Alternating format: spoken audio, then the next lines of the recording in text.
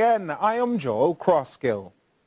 The People's National Party is again chastising the Jamaica Labour Party over what it calls a misuse of public funds, this time around within the agricultural sector.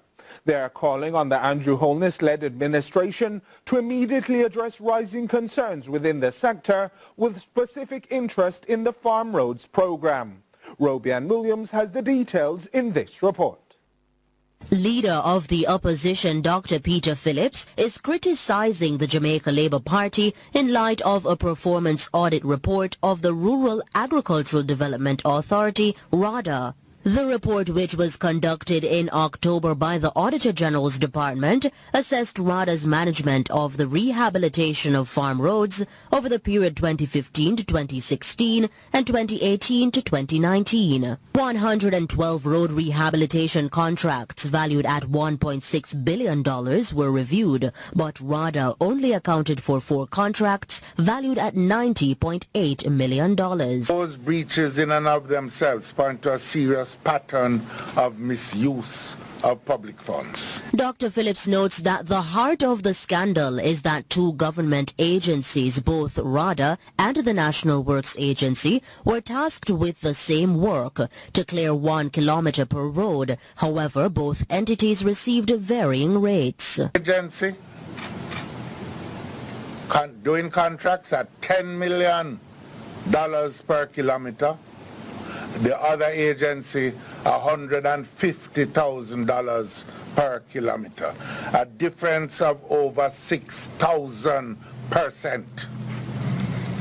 We can confirm that in at least 2 instances, bushing was paid for at this rate. Dr. Phillips says this is another massive rip-off scheme by another agency of the government. We need to know the rates paid for bushing.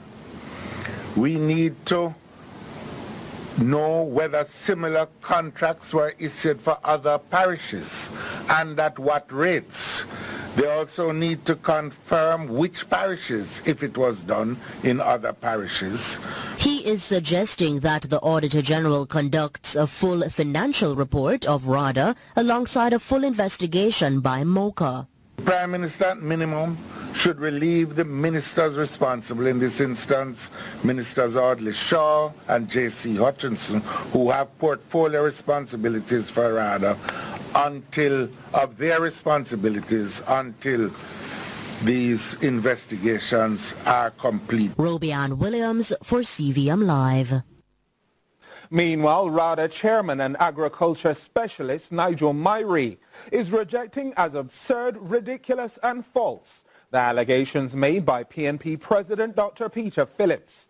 Myrie notes that there are no contracts issued by RADA for bushing as a singular activity.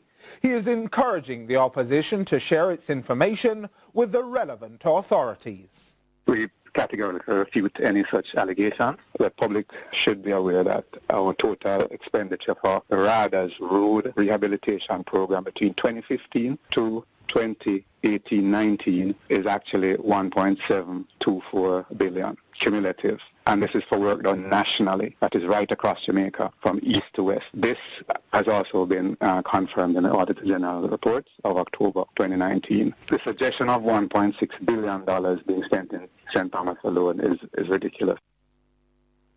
The acceleration of economic growth through demographics is being eyed by the PIOJ as a potential catalyst for significant growth and increased employment levels in Jamaica, as real GDP growth for the quarter slowed to less than 1%.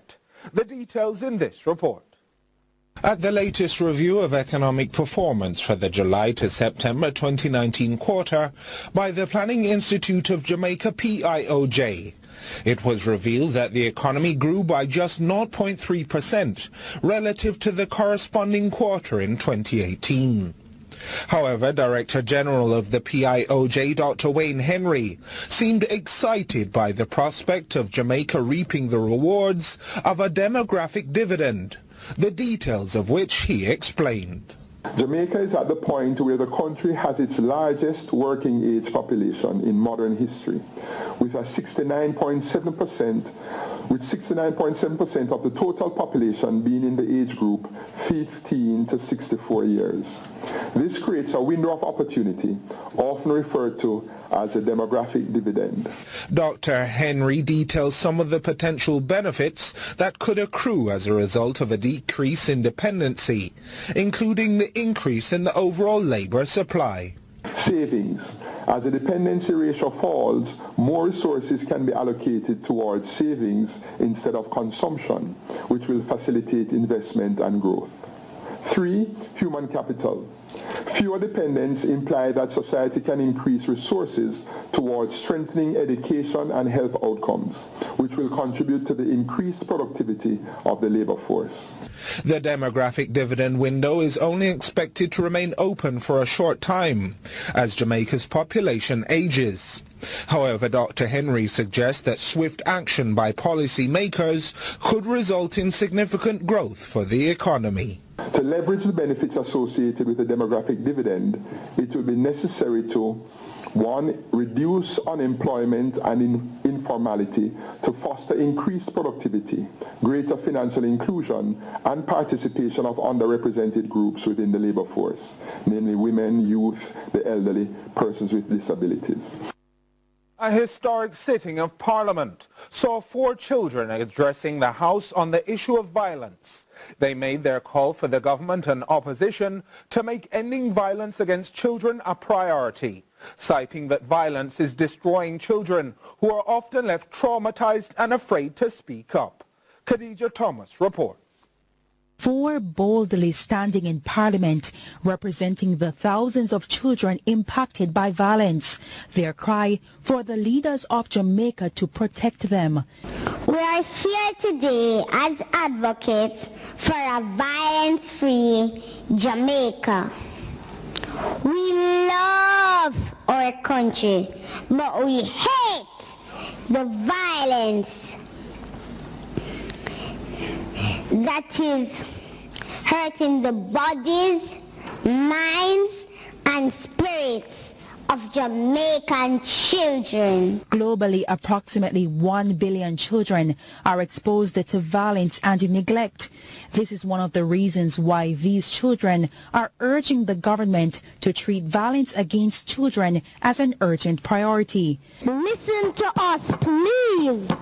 Many of us are afraid to go to school, afraid to go home, afraid to go outside in our communities. We live in fear that we will be the next victims of violence. The special session is intended to prompt urgent action by the government to implement the National Plan of Action for an integrated response to children and violence. Our fear is based on the heartbreaking reality that many of us are being bullied, many of us are being beaten, many of us are being sexually and emotionally abused, and we are being murdered. This violence started in the days of slavery, and to this day it continues. So I ask you, what are you doing to help break the cycle?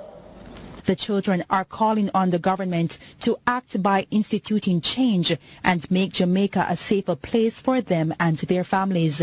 It starts with breaking the cycle. We ask that you take us seriously. We ask that you take on some of our ideas.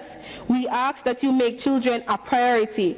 We ask that you do everything you possibly can to protect us, because there can be no peace, no justice, and no real economic growth if you do not. End violence now. Khadija Thomas, CVM Live. The Education Ministry is committed to implementing measures to protect and safeguard the rights of the child. The announcement made by the State Minister in the Education Ministry, Orlando Tarlong, at a press conference following the special sitting of Parliament. Khadija Thomas again reports. The rights of the child now in greater focus for the Education Ministry, UNICEF and the Child Protection Agencies. The State Minister says the Education Ministry intends to play its part in protecting the nation's children. Even when we find that children are committing suicide in Jamaica, it is simply because the physical, emotional and psychological abuse that permeates our society, it is wreaking havoc on our children and their stability, and some children do not know how to cope. Adding to this, the head of UNICEF says the government now has to renew its commitment to fulfill children's rights to be protected from all forms of violence. UNICEF, however, is very concerned about alarming prevalence of the violence against children in Jamaica. Across 3 parishes and 3 town hall meetings, we engaged over 300 children, and then we listened to them. When Jamaica made a commitment 3 years ago, a brave political commitment to end all violence against children and become a pathfinder in the global partnership, it did so alongside now 27 other governments. Violence against children is universal. It's in every country, it's in every community, it's in every city.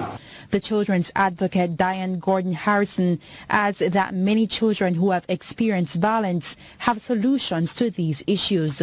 As we say in Jamaica, he who feels it knows it. So who better to craft a path that we can all follow?